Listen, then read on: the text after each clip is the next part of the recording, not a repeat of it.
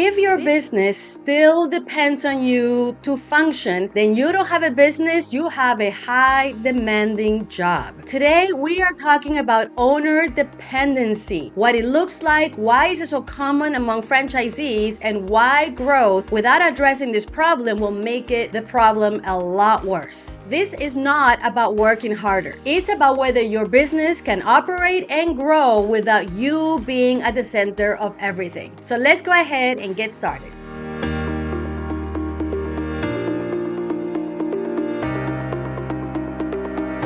Okay, first, let's talk about what it looks like when your business totally depends on you. That is what we call it. Your phone is blowing up. Any little thing, they're calling you to ask for your guidance. Your employees are calling you for every Monday reason, meaning that even the little decisions they are not able to do without you. And worse yet, no one can make a decision, especially an important one, unless you tell them what to do. And you find yourself working in your business and not on your business. Here you are in the front counter, in the back of the house, doing the day-to-day of that business instead of working on your business, thinking long-term. Something else that will show that your business clearly depends on you is when you realize that you cannot go on vacation. God forbid you get sick because the business depends so much on you, you don't know what will happen if you are not available 24/7. And another way of what it looks like is now your family time is now getting hurt because of it. Your family misses you. Heck, you miss you. All the fun things you used to do, you no longer can do it because you're so consumed by the day-to-day of your franchise business. Not a good thing, right? So can you identify with these things? What it looks like when your business depends on you and it cannot operate or grow without you? Now know that you are not alone. One of the reasons why this is so common among franchisees is because a lot of times franchisees become franchisees before they're even ready to be franchisees because they don't really understand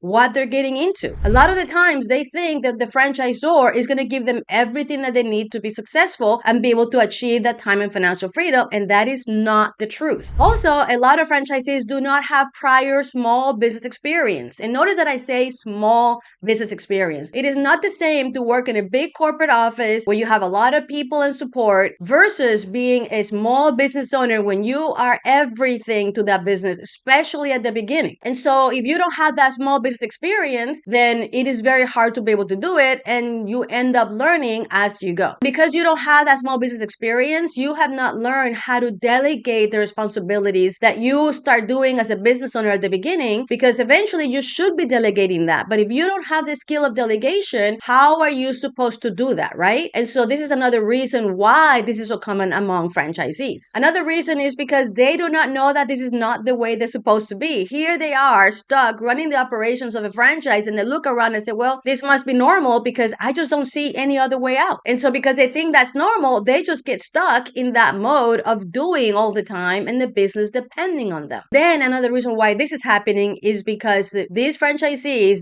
do not know that they're supposed to be creating systems, processes, and procedures to be able to delegate operations to the leaders. They don't even know that they're supposed to have the leaders that can do these activities. And so if you don't know that, how do you take the first step? And these are the reasons why this is so common among franchisees. Now, the challenge is that if you don't do something to change this, the risk is that nothing is going to change and the problem will get worse. And this is certainly not why you became a franchisee. There's a saying that we have here at the Academy that says, if nothing changes, nothing changes. You will continue to get stuck doing the day-to-day of your business. You will continue to get phone calls after phone calls from your team to make small and big decisions of your business. Because of that, you are unable to work on strategy or growth. You are stuck in the day-to-day and thinking, how do other franchisees do it? How do they grow when they have so much to do? And then what happens too is that then you become overwhelmed with all of these things. And with that overwhelm comes a tremendous disappointment because you never thought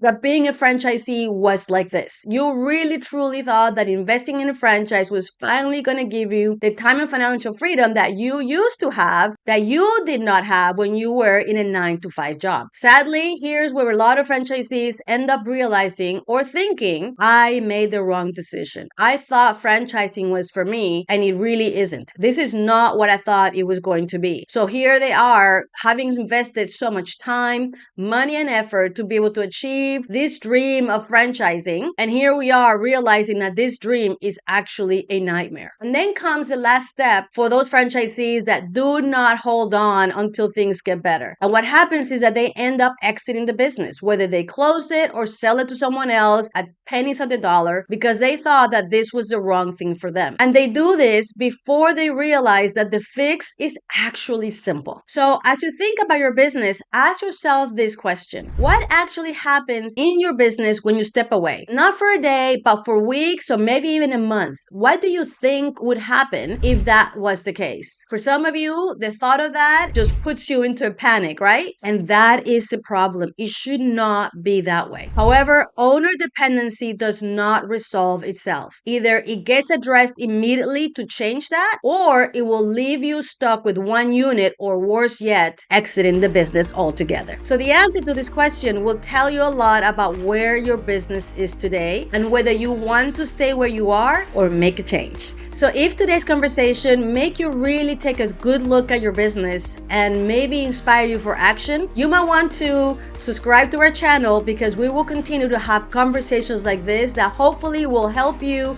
move your business forward and achieve that dream of time and financial freedom. See you in the next one.